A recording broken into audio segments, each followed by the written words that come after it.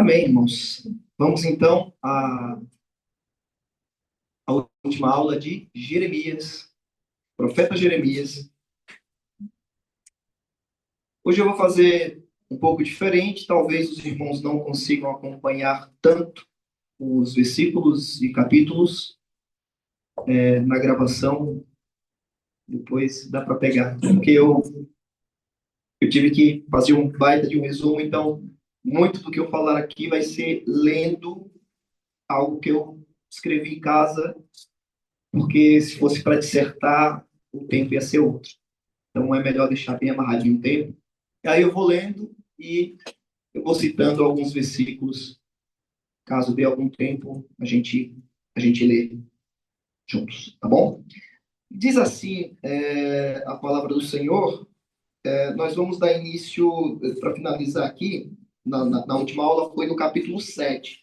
Dissertei esses primeiros capítulos, porque são as denúncias que mais graves, né? Na verdade, as demais, o Senhor vai estar sempre avisando: olha, vocês estão em pecado, estão em pecado, estão em pecado, precisam se arrepender. E aqui no início, até o capítulo 9, 10, 11, 12, até o 24, é o Senhor falando. E esse início aqui é repetido diversas vezes nas queixas do Senhor. Então eu vou ler aqui alguns versículos e os comentários que acabei desenvolvendo em casa. Tá bom? Diz assim, do capítulo 7, né? Eu queria começar com a introdução, dizendo assim, que toda profecia tem data, hora, endereço, as pessoas, povos a quem Deus quer falar. Mas podemos aprender com elas e aplicarmos em nossas vidas, uma vez que muitos ciclos se repetem na humanidade. Assim como os pecados acabam se repetindo. Jeremias foi escrito lá atrás e a gente lendo hoje parece que é para o nosso tempo também, porque é para o nosso tempo. As obras da carne, elas continuam manifestas ainda. Então, Jeremias 7, né, ali 7, do 7 do 30 ao 31, o Senhor ele se queixa com o povo obstinado que não quer se arrepender, e por isso eles são comparados a Siló, que é logo no início do capítulo 7, né? E já foi falado sobre isso na aula passada. E eles faziam aqui, eram sacrifícios de crianças para serem prósperos. E isso era algo que não havia nem sequer passado pela mente do Senhor. Capítulo 7, verso 30 a 31, vai encontrar referências a isso, especificamente.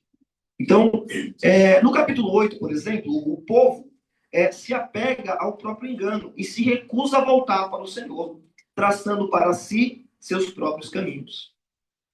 Estou deixando aqui apenas um resumo do que foi lido, mas os irmãos leiam em casa com mais calma, porque tem muita coisa para mastigar aí. Então, o povo ele queria viver do seu próprio engano, né? Eles gostavam disso, infelizmente. No capítulo 9, do verso 2 ao 9, esse eu vou ler, o Senhor expõe a falsidade no meio do povo de sua fé, de sua falsa sabedoria, né? Diz assim o verso 2 do capítulo 9: ah, se houvesse um alojamento para mim no deserto, para que eu pudesse deixar o meu povo afastar-se dele. São todos adúlteros, um bando de traidores. A língua deles é como um arco pronto para atirar. É a falsidade, não a verdade, que prevalece nessa terra. Eles vão de um crime a outro. Eles não me conhecem, declara o Senhor. Verso 4. Cuidado com seus amigos, não confie em seus parentes, porque cada parente é enganador e cada amigo é um caluniador. O amigo engana amigo.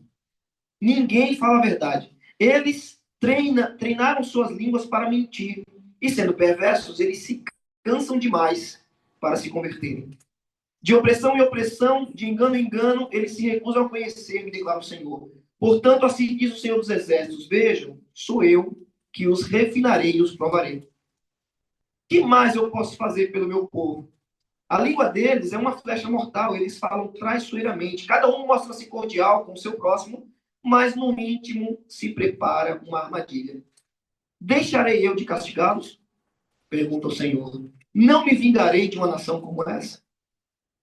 No verso 9, do 23 ao 24. Assim diz o Senhor: Não se glorie o sábio na sua sabedoria, e nem se glorie na sua força, o rico em suas riquezas. Mas o que vier se gloriar, glorie-se nisto, em entender e me conhecer que eu sou o Senhor, que faço beneficência, juízo e justiça na terra, porque destas coisas me agrado, diz o Senhor. Então, não parece os tempos de hoje, as pessoas que falam falsamente umas com as outras, chega, dá aquele, né, tudo bem, aí, aquela boa companhia, aquela coisa sem sal, não é verdade? Mas por trás está falando mal, está fazendo planos, coisas terríveis. E Deus, ele está vendo tudo, porque nada fica oculto para o Senhor. Então, o capítulo 9 disserta muito sobre isso. Depois leiam com muita atenção e vocês vão ver que nessa forma traiçoeira de viver, de ser uma coisa na frente do seu próximo e ser por trás um outro figurão, isso não agrada ao Senhor. Portanto, ele não abençoará de um todo. Então, a gente precisa compreender que essas coisas desagradam profundamente o coração de Deus. No capítulo 9, né, que eu já falei, que no que nós deveríamos se gloriar, não na nossa própria sabedoria, mas se gloriar em conhecer ao Senhor. Porque o Senhor, ele gosta da benevolência, beneficência, que é ser bom, que é ser uma pessoa benéfica para com o próximo. Justiça e juízo. Essas coisas agradam ao Senhor. Então, o agrado ao Senhor, nós teremos o favor dele. No capítulo 10, o Senhor expõe a Jeremias os falsos ídolos e se ira contra o povo. Jeremias ora suplicando que ele não seja consumido pela ira de Deus também.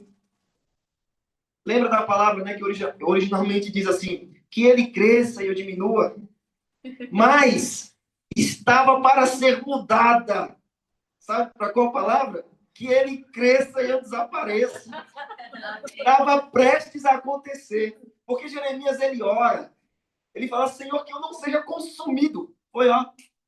Entendeu? Que eu não seja consumido. Eu falei, meu Deus, é que ele cresça e eu desapareça. Jeremias orou para ele não virar pó. Entendeu? Então, não virar fragmento, poeira, molécula.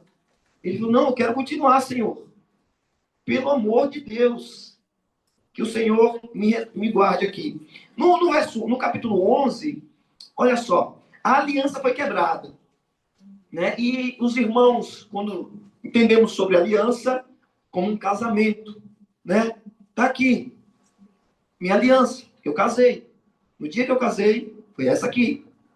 Se ela tiver ferrujada, ruim, amassada, é um casamento desgastado. Então está prestes a romper. Se ela estiver polida, bonitinha, dê para ver os dentes, tá lindo. É isso. A aliança no Senhor tem que ser forte. Ela não pode ser quebrada. É assim como um contrato de casamento. Então o Senhor fez essa aliança. Só que o povo quebrou a aliança. Você já viu pessoas que quebram a aliança de amizade? Amizade com pai, mãe, amizade com amigos, amigas, irmãos, enfim. Aliança quebrada. E aqui no capítulo 11, a aliança foi quebrada. Maldito que não obedecer a minha lei, diz o Senhor a Jeremias. Jeremias fica sabendo de uma conspiração para matá-lo e surge entre o seu próprio povo, lá em Anatote. Ele ora ao Senhor e o Senhor o responde, tomando a sua causa.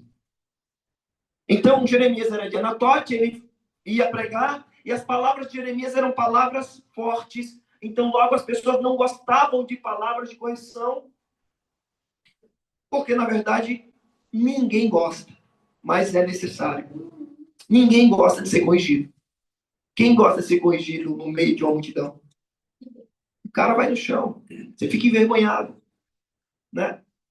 Diz um filósofo que é bom você corrigir, você elogiar a público e corrigir no secreto. Eu não sei se isso funciona para todo momento, mas, né? Quem gosta de ser corrigido assim? Os homens estavam sendo corrigidos pelo próprio Senhor através do ministério de Jeremias. E Jeremias foi lá e falou, meu, vocês precisam se converter. Precisam deixar de praticar as coisas más.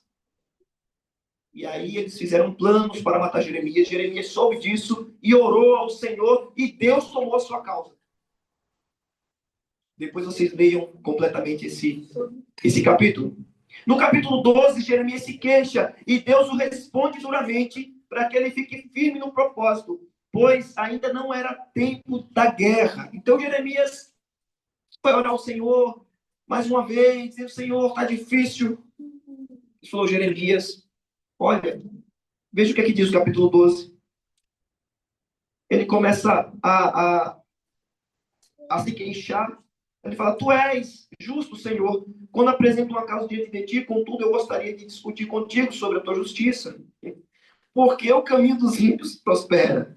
Porque os traidores vivem sem problemas.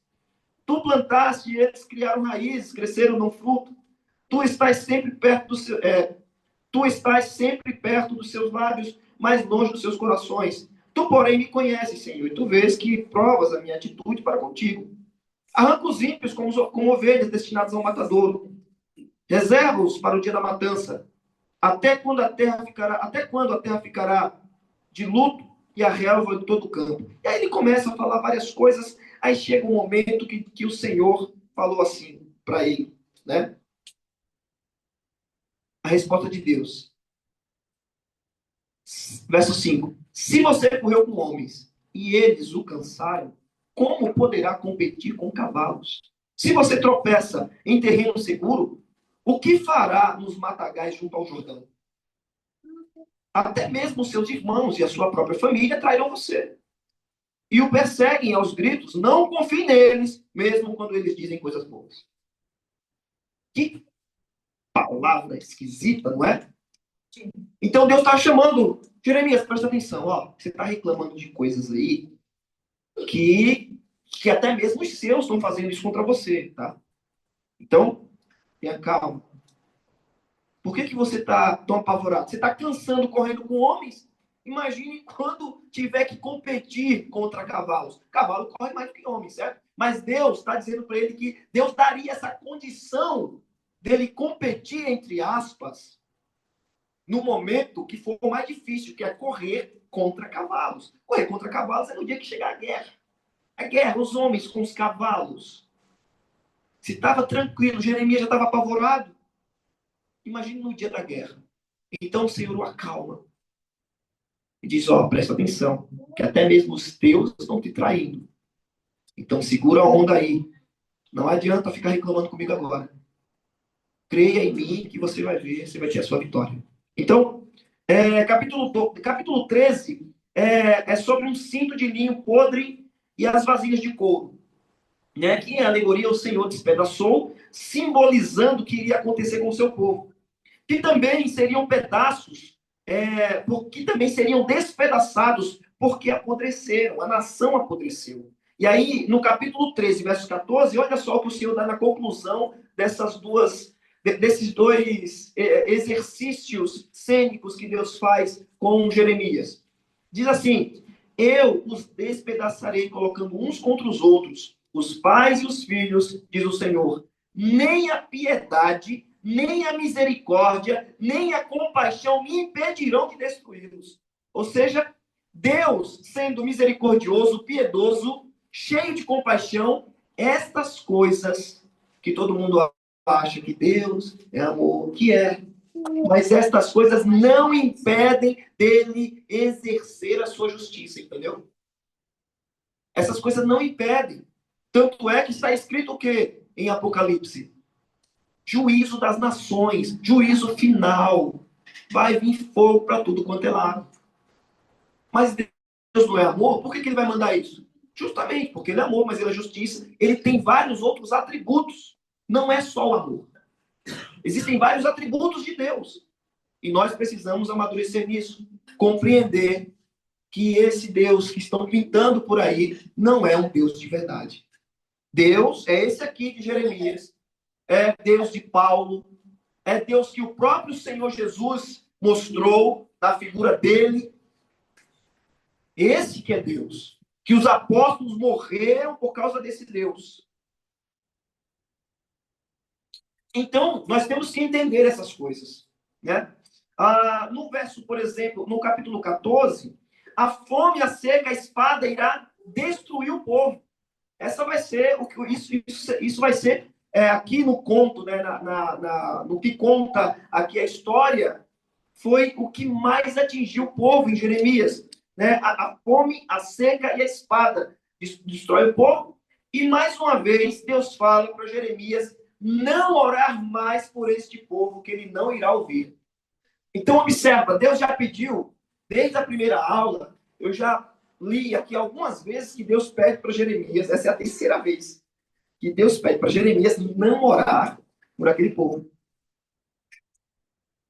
Isso quer dizer o quê? Que as misericórdias do Senhor, elas são eternas, são, mas tem um momento que a paciência acaba. Tem um momento que precisa ser exercido o juízo do Senhor, mesmo ele amando, mesmo ele tendo misericórdia, mesmo ele tendo compaixão.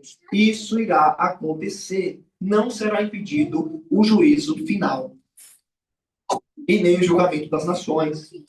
Então, no capítulo 14, né, veja que o Senhor ainda fala aqui, porque existe tanta injustiça e tantos falsos profetas que nada sabem, que falam somente mentiras e não a verdade, que seria impossível o Senhor curá-los. Isso aqui não é um versículo, isso aqui são as notas que eu extraí desse versículo, é o resumo que eu extraí desse versículo.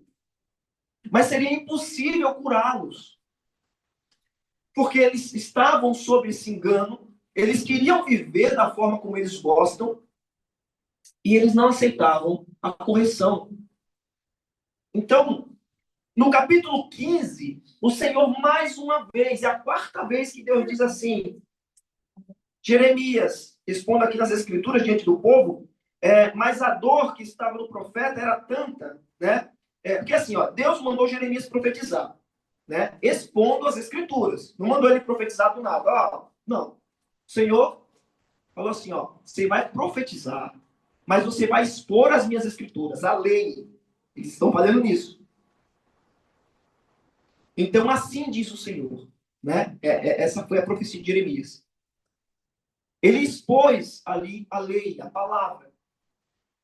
Só que Jeremias ele ficou com o coração muito apertado também. Ele sofreu junto com Deus. Ele não foi só um mensageiro.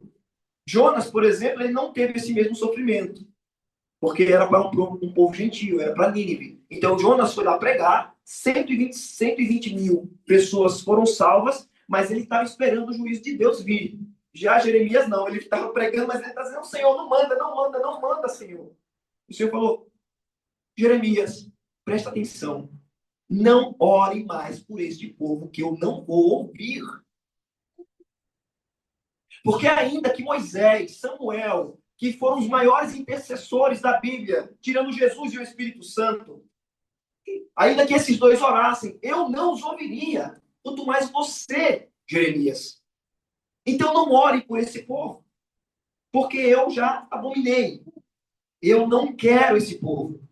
Então o Senhor comenta aqui, né, para não orar, né? E aí Jeremias se queixa também nesse capítulo completo, né? E ora a Deus, e Deus adverte ele dizendo: portanto, assim diz o Senhor, se tu voltares, então te trarei e estarás diante de mim. E se apartares o precioso do vil, serás como a minha boca.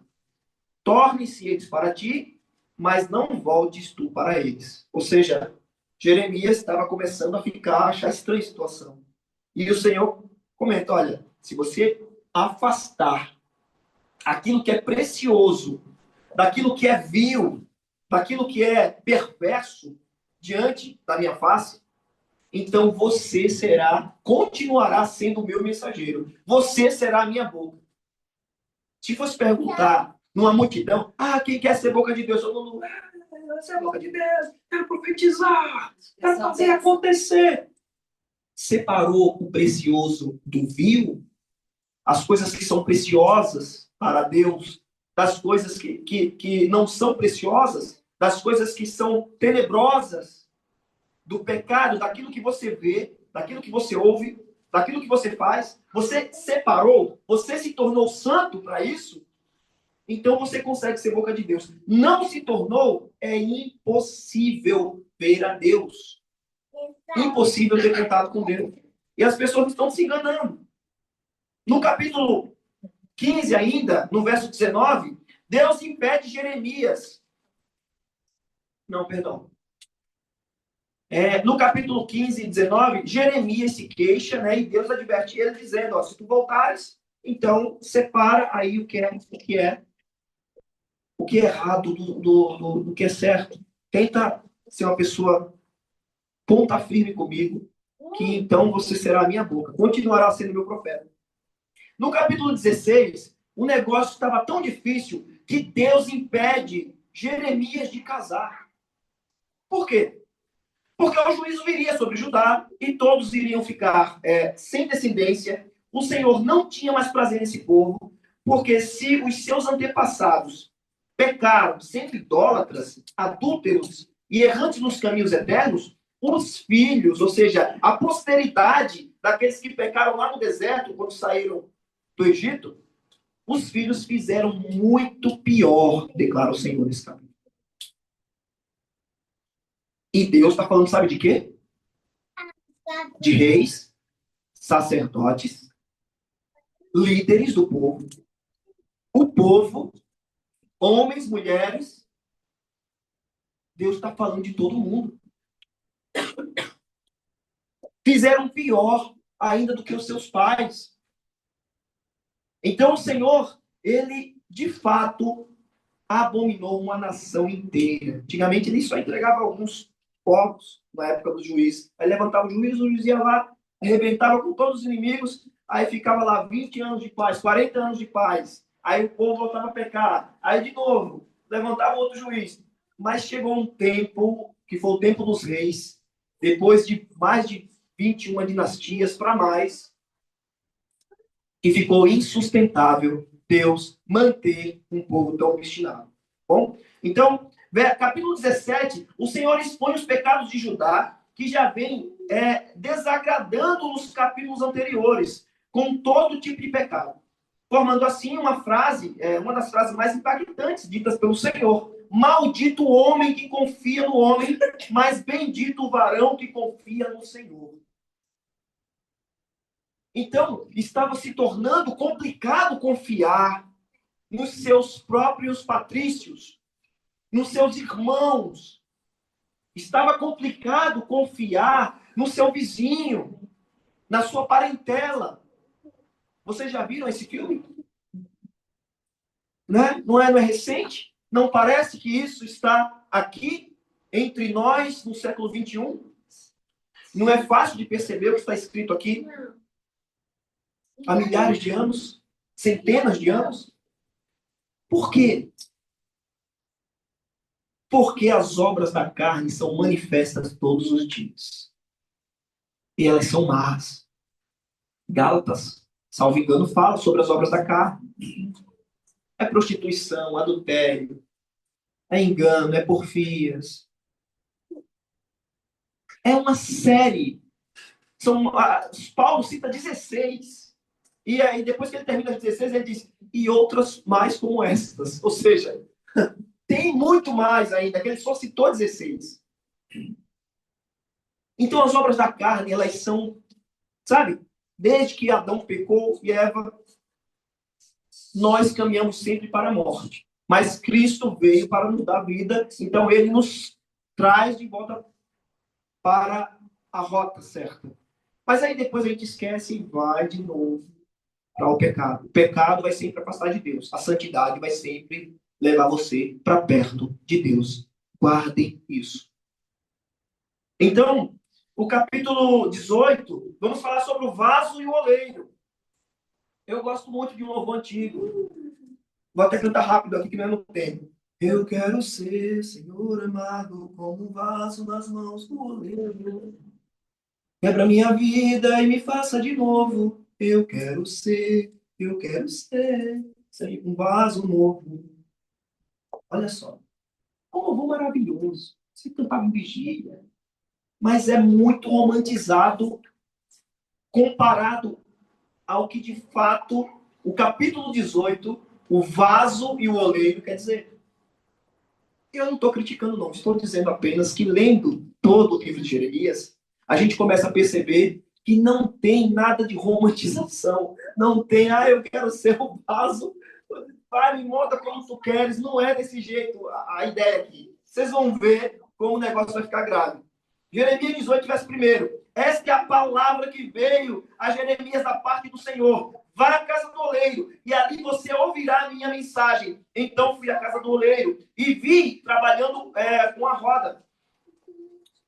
Mas o vaso de barro que estava se formando estragou-se em suas mãos. E ele o refez, moldando outro vaso de acordo com a sua vontade. Então o Senhor dirigiu-me a palavra: ó comunidade de Israel, será que eu não posso agir com vocês como fez o oleiro? Pergunta o Senhor. Como barro nas mãos do oleiro, assim são vocês nas minhas mãos, ó comunidade de Israel. Qual é a poesia disso, irmãos? Aqui o couro come. E nós vamos ver mais à frente o que vai acontecer. Deixando uma mensagem bem direta. Se arrepender, se você ler o capítulo inteiro, você vai ver que é isso. Se arrepender, eu formarei de novo. Se não se arrepender, eu o quebrarei. Temos que tomar cuidado. Somos todos vasos na mão do oleiro. E nesse momento do texto, por tudo que Israel já fez de mal até agora, ele não está em um contexto suave nem romantizado. Ele está com as mãos no vaso e ele vai quebrar se não se arrepender. Essa é a ideia do texto. Ele vai quebrar se não se arrepender. Ser vaso quebrado por Deus só volta a ser vaso de novo. Preste bem atenção. Ser vaso quebrado por Deus só volta a ser vaso de novo quando se arrepende. Ele com as mãos nesse processo o tempo todo. Deus está com as mãos nesse processo o tempo todo.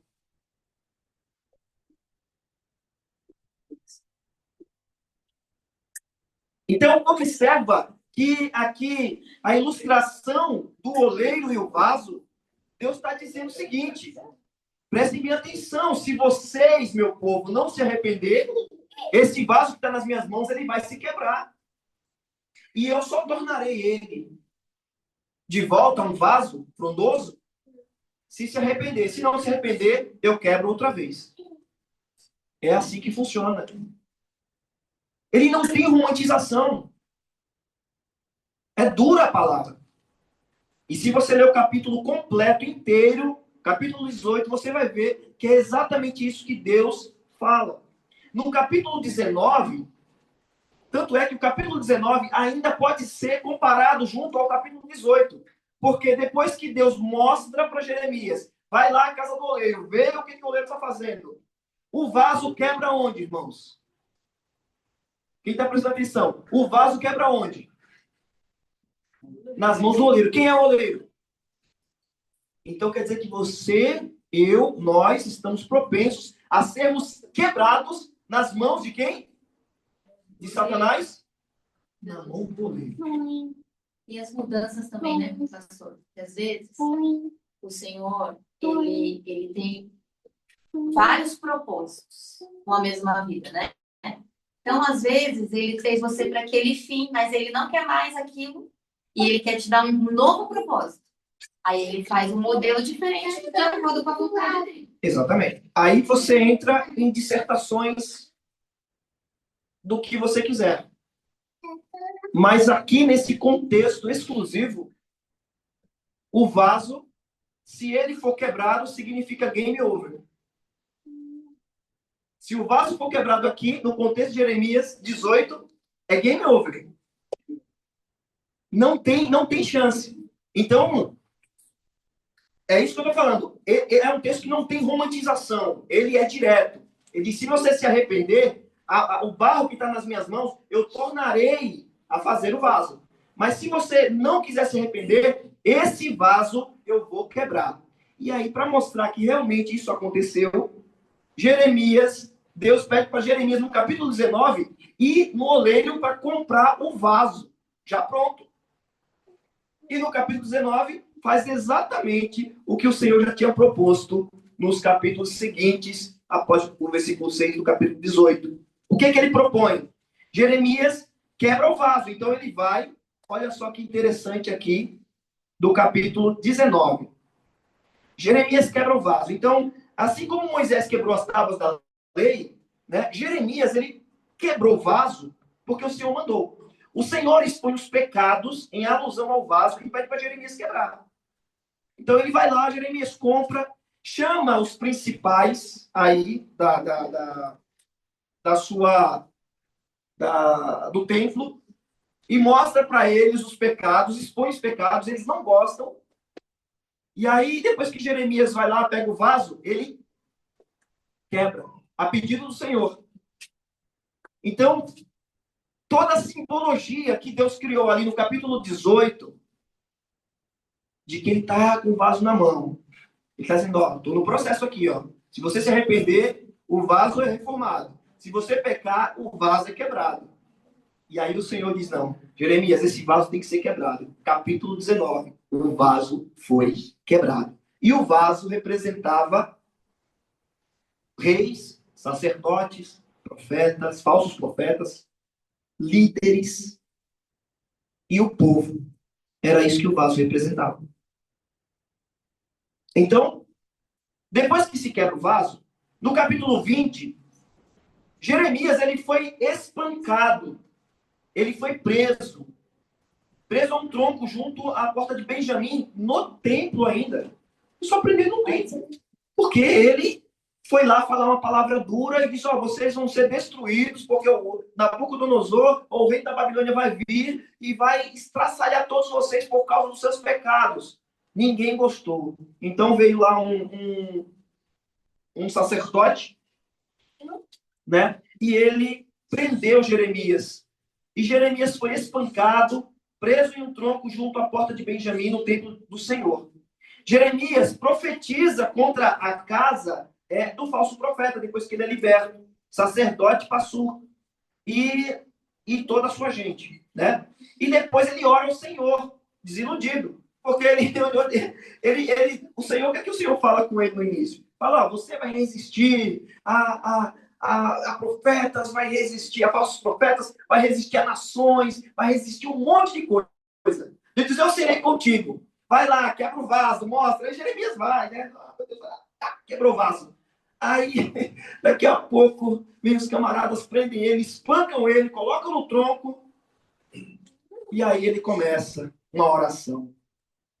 E essa oração, ele todo desiludido, né? Ele fala assim, na oração, né? Ora, desiludido, pois ele sente que foi enganado por Deus, pelo que está passando. Por essa retaliação, servindo como exemplo de vergonha nacional, por obedecer à voz do Senhor. E aí replica, dizendo no verso 7 ao 13, né? Ele parece estar confuso, com um mix de sensações e sentimentos. E Jeremias, nesse momento, ele está com dor, ele está com raiva, está desiludido, e aí depois ele dá glória ao Senhor, depois ele louva ao Senhor, e como um homem que está em um estado de frenesi, ele também amaldiçoou o dia do seu nascimento, pois não queria ser portador de más notícias e nem tampouco vê-las pessoalmente. Então veja um mix de sensações que Jeremias ficou, porque ele confiou no Senhor e o Senhor permitiu que ele fosse para o trono. E agora? Deus mentiu? Deus está comigo ou não está comigo? Uma vez eu orei ao Senhor, falei, Senhor, estou precisando de algo novo na minha vida, Senhor. Ano passado, é recente, preciso que o Senhor renove algumas coisas. E aí busquei uma palavra, o Senhor deu uma palavra maravilhosa, uma palavra que falava sobre rio no ermo. Eu acho que fica até em Isaías. Rio no ermo quer dizer o quê? Ermo é deserto. Se tem um rio, um riacho, é um milagre. Não é verdade? Você está fazendo vida no deserto. E o Senhor falou sobre isso. Eu falei, amém. É o Senhor, você já não está vendo? E lá na palavra falando. Eu acho que é Isaías 40, verso 8, salvo engano, ou 49, verso 8. Algo assim. E aí está lá o Senhor falando, e eu me alegrando, tal, tal. Isso foi no domingo. Quando foi na segunda, eu perdi um baita de um contrato. E o trabalho que eu já estava fazendo há 2 anos. Eu falei, ué, ele acabou de me prometer e já me puniu?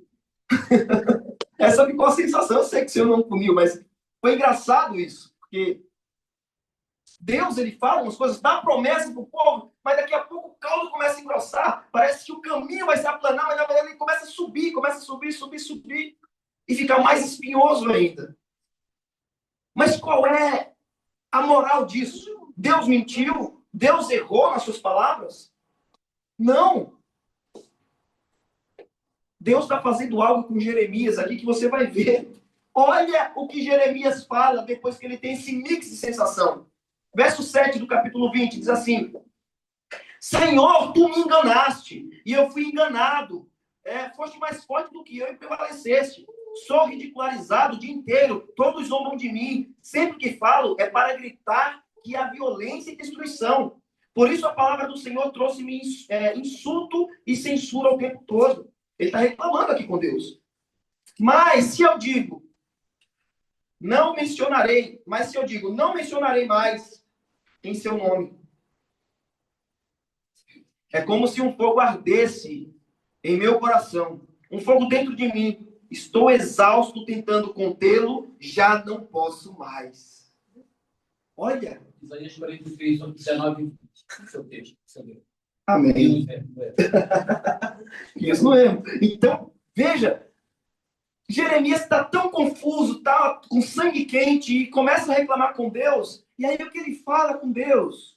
Fala, olha, tá um terror isso aqui. Tá um terror.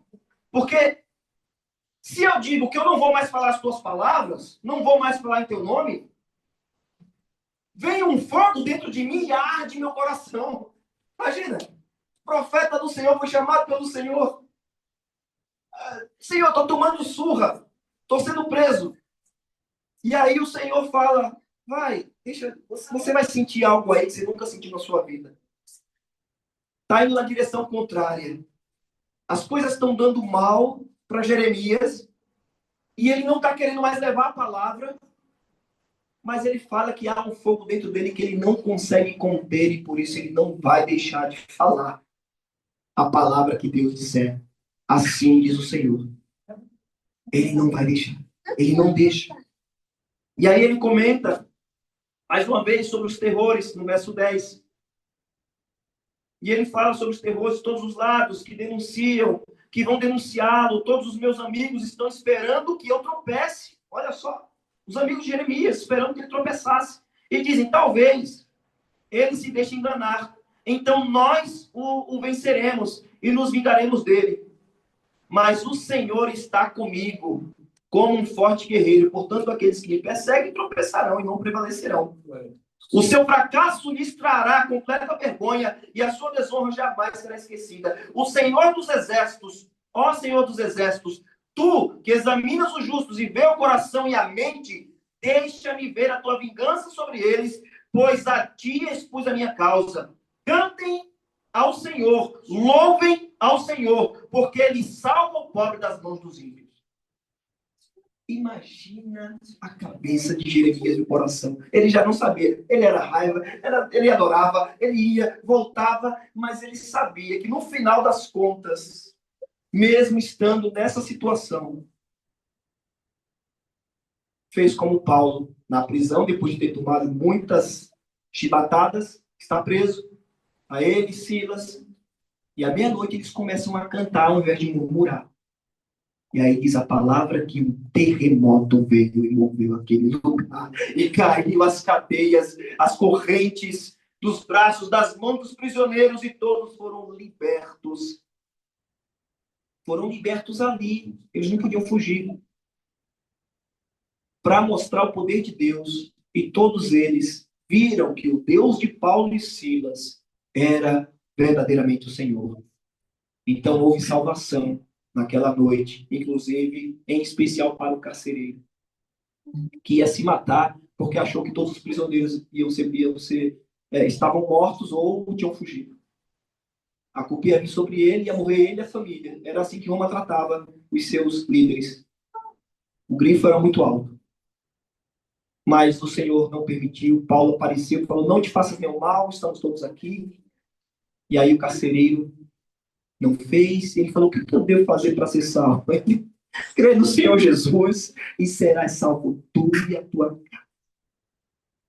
Só isso. Confessa com a boca, será salvo tu e a tua casa. Então, no capítulo, voltando aqui a Jeremias. Jeremias, aqui no capítulo 22, porque assim, no capítulo 20, 21, temos as queixas de Jeremias, elas são constantes, mas no capítulo 22, desce aqui ele desce ao palácio do rei de Judá para proclamar uma mensagem. Né? Então, a mensagem qual foi? Do capítulo 22. Ai daquele que constrói seu palácio por meios corruptos, seus aposentos pela injustiça, fazendo os seus compatriotas trabalharem por nada, sem pagar-lhe o devido salário. Ele diz, construirei para mim um grande palácio, com aposentos espaçosos, faz amplas janelas, reveste o palácio de cedro e pinta-o de vermelho. Você acha que acumular cedro faz de você um rei? O seu pai não teve comida e bebida? Ele não fez o que era justo e certo e tudo não iria bem para ele? Ele defendeu a causa do nobre e do pobre e do necessitado e assim tudo lhe corria bem. Não é isso que significa conhecer-me, declara o Senhor, mas você não vê nem pensa noutra coisa além de lucro desonesto, derramar sangue inocente, opressão e extorsão. Portanto, assim diz o Senhor dos Exércitos a respeito de Jeoaquim, filho de Josias, rei de Judá. Não se lamentarão por ele, clamando, ah, meu irmão, ah, minha irmã, e nem se lamentarão chamando, ah, meu senhor, ah, sua majestade.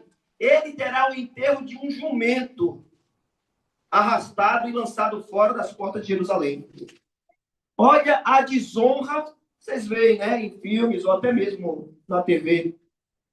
Quando que uma celebridade morre, como que é aquela coisa toda? Reis, rainhas, princesas, ainda temos em nossa época. É toda uma cerimônia, um cortejo, uma coisa até bonita de se ver. É algo solene. Mas para esse rei aqui, Deus disse que não ia ter ninguém que ia lembrar dele por causa da maldade. Ele ia morrer como um jumento, como um animal que morre e logo é lançado fora de Jerusalém. Por causa da extorsão, porque ele estava levantando a casa dele, se fortalecendo através da extorsão, através das pessoas que estavam ali de boa fé, até trabalhando. Essas coisas não parecem ser tão distantes. Já repeti isso algumas vezes, né? Então, o devido salário, o justo não estava ganhando aqui. No capítulo 24, no capítulo 23, vamos ver aqui, capítulo 23, vamos ver aqui o renovo do Senhor. O renovo do Senhor é justamente fazendo alusão o Senhor Jesus, do Senhor Jesus até. Porque no capítulo 1, ao verso 6, diz assim, ó, ai dos pastores que destroem e dispersam as ovelhas do meu pasto, diz o Senhor. Pastores aqui, lembrando, irmãos, pastores significa líderes nesse contexto aqui, tá? Então, pode ser o rei, pode ser sacerdotes, pode ser os maiorais desse período aqui de Israel. Então, ai dos pastores, ai dos líderes que destroem e dispersam as ovelhas do meu pasto, diz o Senhor. Portanto, assim diz o Senhor, Deus de Israel, aos pastores que tomam conta do meu povo. Foram vocês que dispersaram e expulsaram meu rebanho e não cuidaram dele. Mas eu cuidarei de vocês pelos seus maus procedimentos, declara o Senhor.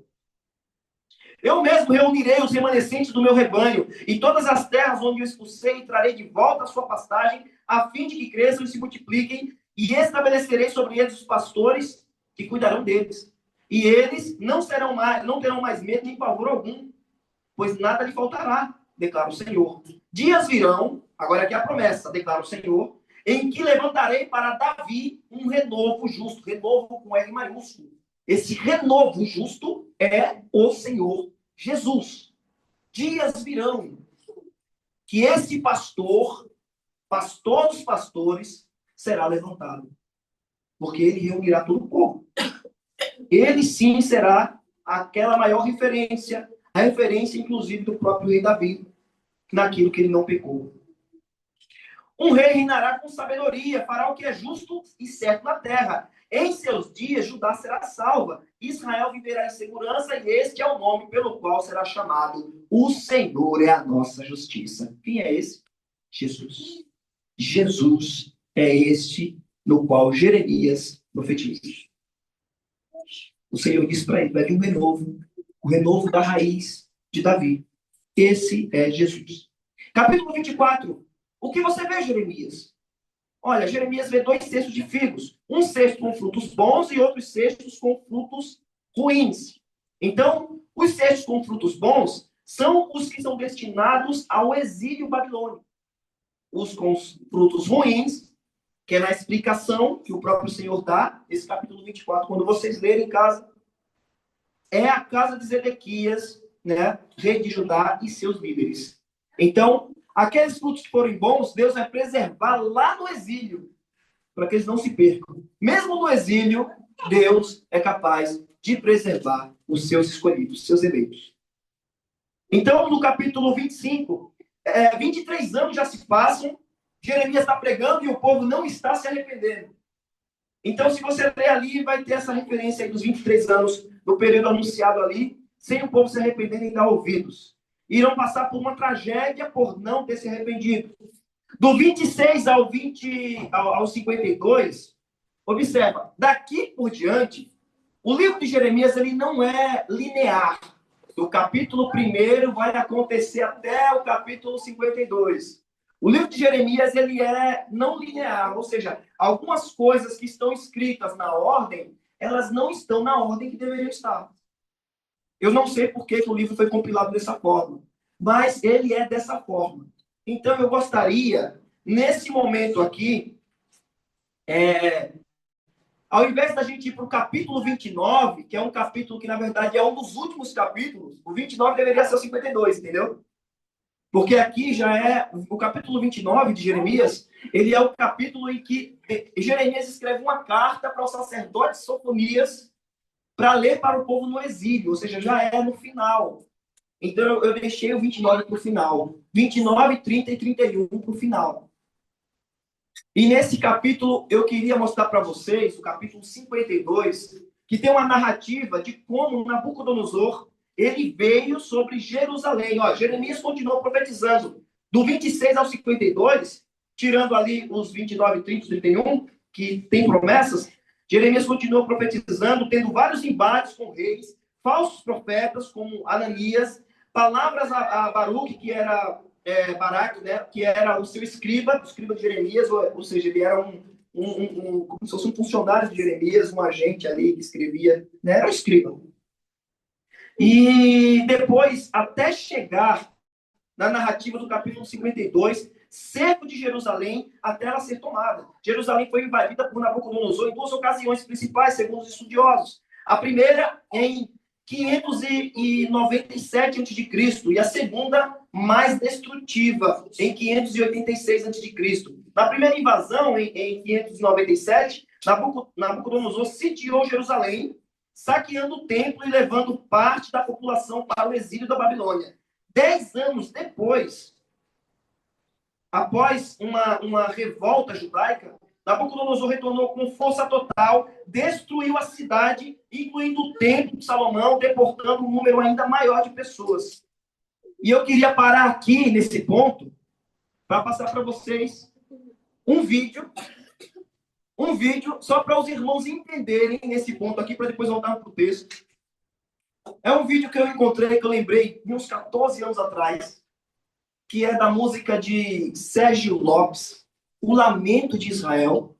E tem um clipezinho. Tá até ruim a qualidade, porque é um vídeo bem antigo, mas ele ilustra bem, tem algumas cenas do profeta Jeremias, o ator que está ali encenando o profeta Jeremias, já começa de cara e ele olha uma Jerusalém toda devastada. E eu quero que nesse ponto aqui da narrativa, quando vocês lerem Jeremias 52, vocês antes vejam isso aqui.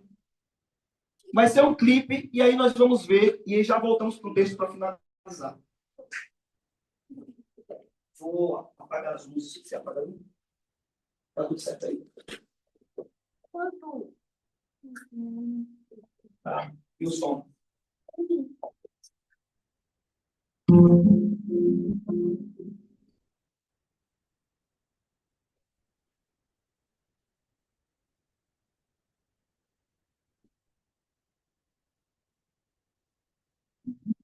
Te veio te levar onde se ama. Eu esqueci sacerdotes pra ti, onde a aflição foi bom morrer de vergonha dor. Caminhava triste o povo forte do Senhor. A Jerusalém, porque deixaste de adorar o Deus vivo que em tantas batalhas te ajudou. Chora em Israel, lamento só. Talvez Deus se lembre do bichinho de Jacó. Chora em Israel, a glória não é teu lugar.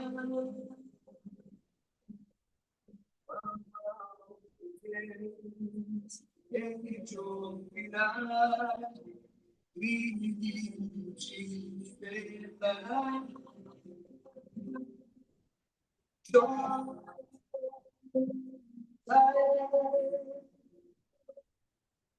A glória não é teu lugar.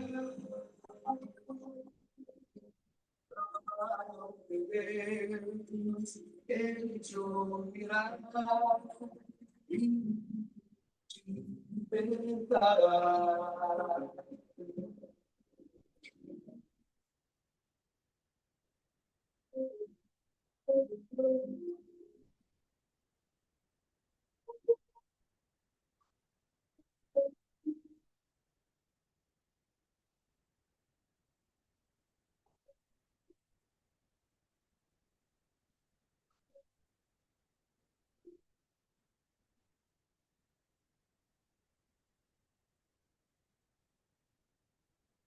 Jerusalém, que deixaste de adorar. O Deus vivo que em tantas batalhas te ajudou. Chora em Israel, lamento só. Talvez Deus se lembre do bichinho de Jacó. Chora em Israel, a glória não é teu lugar.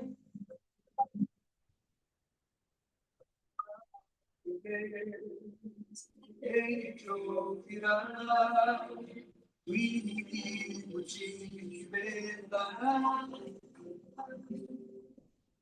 Chora,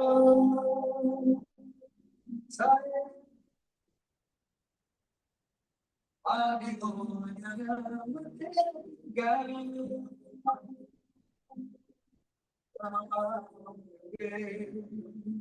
Ele te ouvirá, libertará.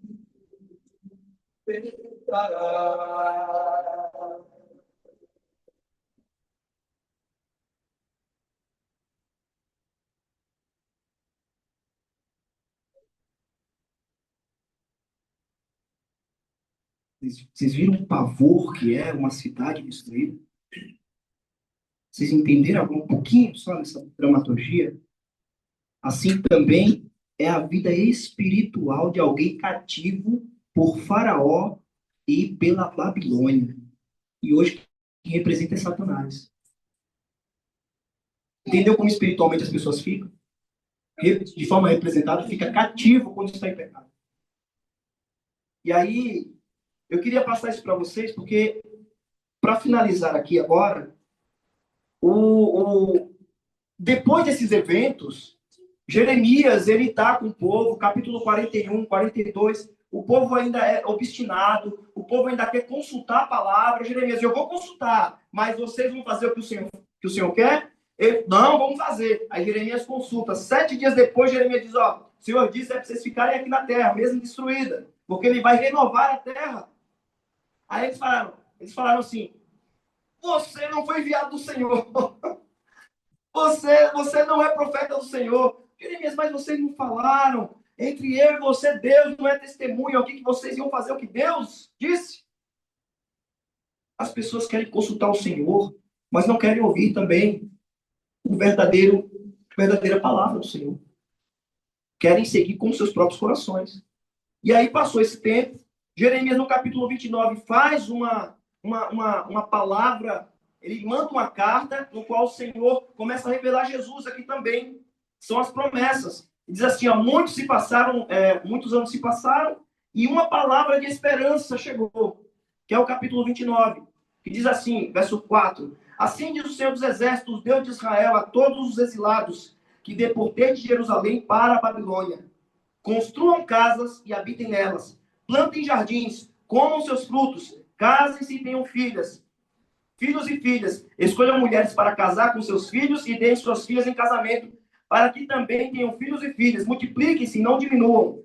Busquem a prosperidade da cidade, para o qual eu vos deportei. E orem ao Senhor em favor dela. Deus estava pedindo para eles orarem em favor da Babilônia.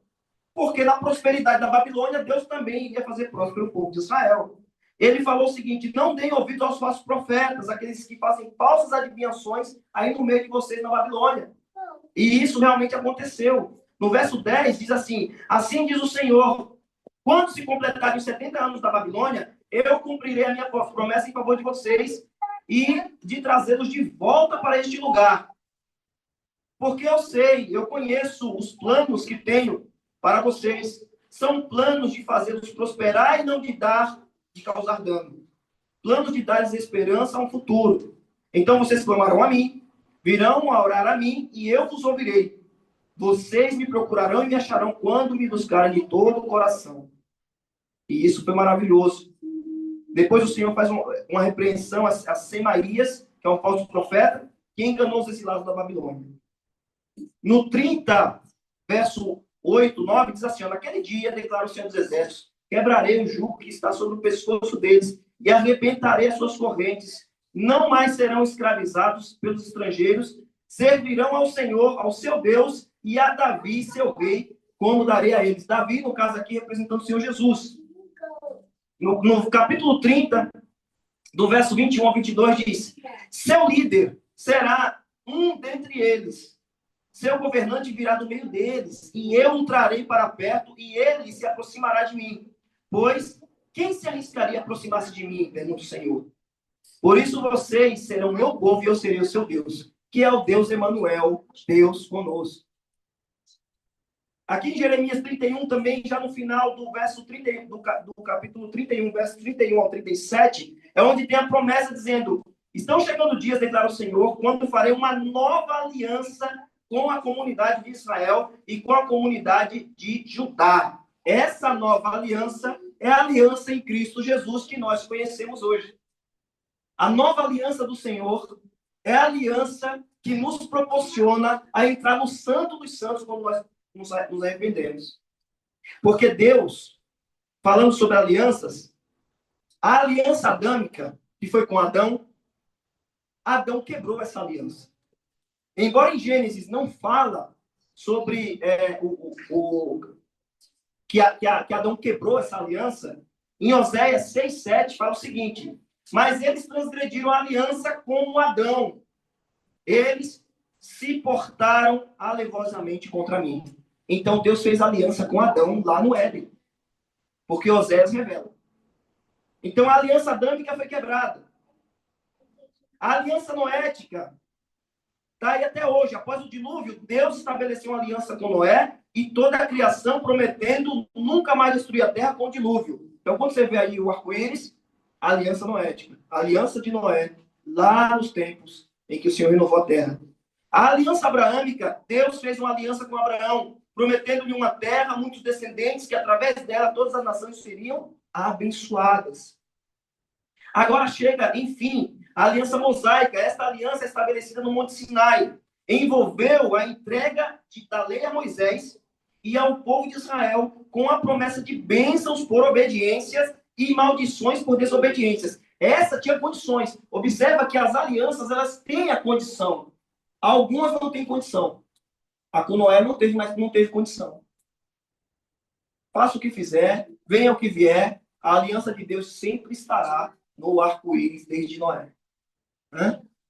Agora, essas com o povo de Israel tinha condição. Então, está na bênção, está me obedecendo, tem bênção. Está desobedecendo, tem maldições. Era assim que funcionava. Agora vem uma aliança também, que essa aliança ela é inquebrável. É a aliança, para finalizar aqui, a aliança davídica, que está em 2 Samuel 7. Depois vocês leiam o que está escrito lá. 2 Samuel, capítulo 7. Deus faz um pacto, ouçam bem, Deus faz um pacto de sal com Davi. E o que é esse pacto de sal? Vou explicar um pouco aqui. O pacto de sal, vocês vão encontrar referências a isso em Levítico, capítulo 2, verso 13. Vão encontrar referências sobre o pacto de sal em Números 18, verso 19. Isso lá com Moisés. E vão encontrar um pacto de sal em 2 Crônicas 13, 5. E esse eu gostaria de ler. Apóstolo, o senhor pode ler esse pacto de sal que Deus fez com Davi? Ele está em 2 Crônicas 13, 5. Isso, 13, verso 5. Vamos lá. É bom.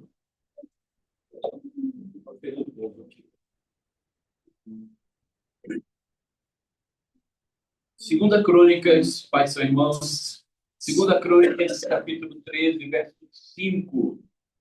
Não deveis saber que o Senhor Deus de Israel deu para sempre o reinado sobre Israel a Davi, de fato a ele e a seus filhos, por um pacto de sal?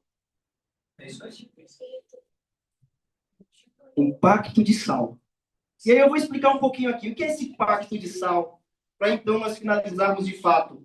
Deus faz uma aliança com Davi, prometendo que o seu trono seria estabelecido para sempre. E que um descendente seu governaria Israel. Esse descendente, Jesus Cristo. O pacto de sal, no texto bíblico, refere-se a uma antiga prática cultural onde se troca o consumo de sal, que simbolizava uma aliança, um compromisso duradouro, inviolável. Essa prática era comum no mundo antigo e o sal, por ser um elemento não perecível, representava algo perpétuo na aliança, a perpetuação, entendendo assim o pacto de sal. Significa que o sal era um símbolo da fidelidade, lealdade, compromisso duradouro. Em alianças em partes envolvidas compartilhavam o sal, selando o pacto.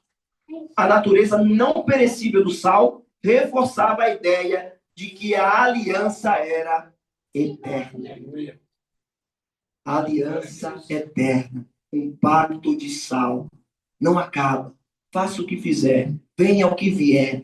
Deus selou, Deus deu. E aí, muitas vezes nós ficamos apreensivos, porque esse pacto, para finalizar de fato, esse pacto o Senhor ele fez. E ele fez esse pacto lá com Davi, e foi os reis, e quando acabaram os reis, Deus levantou os profetas. E aí, ai meu Deus, o que vai ser depois dos profetas? Deus pega e levanta os evangelistas. O que vai ser depois dos evangelistas? Jesus, quando treinou todos, o que foi que ele falou? Eu não vou deixar vocês órfãos. Eu vou subir e rogarei ao Pai para que mande o Consolador. Observa bem isso. O pacto ainda continua. Rogarei ao Pai. Rogarei ao Pai. Só que diz a Bíblia que em Atos, eles ficaram ali orando, depois que Jesus foi, cerca de 120 almas.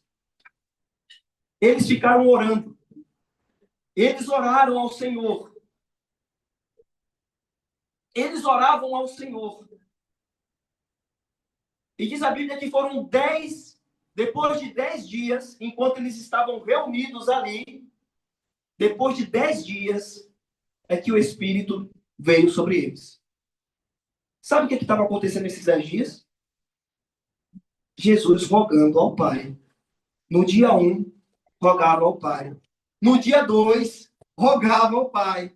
No dia 3, o Espírito precisa descer, rogava ao Pai. No dia 4, no dia 5, no 6, no 7, no 8, no 9, quando chegou no 10, o Espírito Santo desceu e encheu aquela casa. Nós não precisamos mais rogar ao Pai para que o Espírito desça. Já está entre nós. Uma curiosidade. Ele desceu no 10º dia. Eu creio que nos 9 dias ele estava preparando os dons espirituais. Amém. Numerologia bíblica. Eram 9. Exatamente. Preparando os dons. Aí desceu no 10º e trouxe os 9 dons. Aleluia. Entendeu? Se Jesus teve que rogar ao Pai por 10 dias para poder o Espírito descer, e a gente não ora não? Está orando aí 30 segundos, 1 minuto. Se a conexão do céu era direta, de Jesus, Pai e o Espírito Santo, e ele teve que rogar. Curiosidade aqui.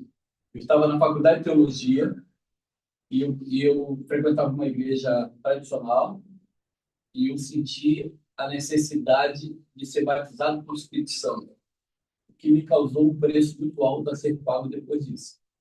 E o Espírito Santo me revelou que eu jejuasse 12 horas, de meia-noite ao meio-dia, durante 40 dias. E eu comecei o jejum. Com 20 dias, mais um, já no primeiro dia, ele me batizou com o Espírito Santo. Eu continuei jejuando até 40 dias. Amém. É a resposta do Senhor. É a resposta do Senhor. Então, tá vendo? Temos que orar ao Senhor. Tem que pagar o preço. Pagar o preço. E aqui, no capítulo 29, 30, 31, nós finalizamos Jeremias. Porque já é o final das promessas. Ele está dando essas cartas lá para o exílio. Ele já está mais velho aqui. 40 anos falando para o povo se arrepender e o povo não se arrependeu. Olha a longanimidade do Senhor. Desde quando chamou Jeremias, quando ele era apenas um menino, um jovenzinho, adolescente ou pré-adolescente. A gente não sabe. Entender? Então, nunca jamais dê espaço para endurecer os ouvidos, nem os olhos, para enxergar aquilo que Deus quer mostrar.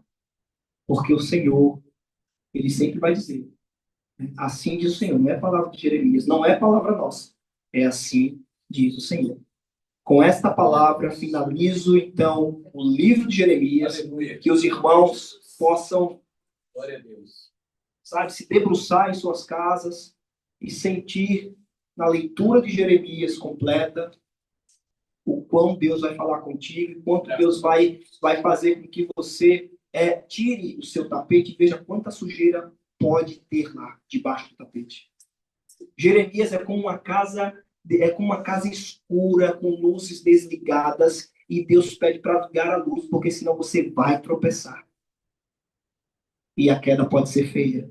Então liga as luzes aí internas da sua alma, do seu espírito, e deixe o Senhor te mostrar todos os erros, que quanto mais você for corrigido, melhor servo você vai ser, em nome de Jesus. Amém. Palavra.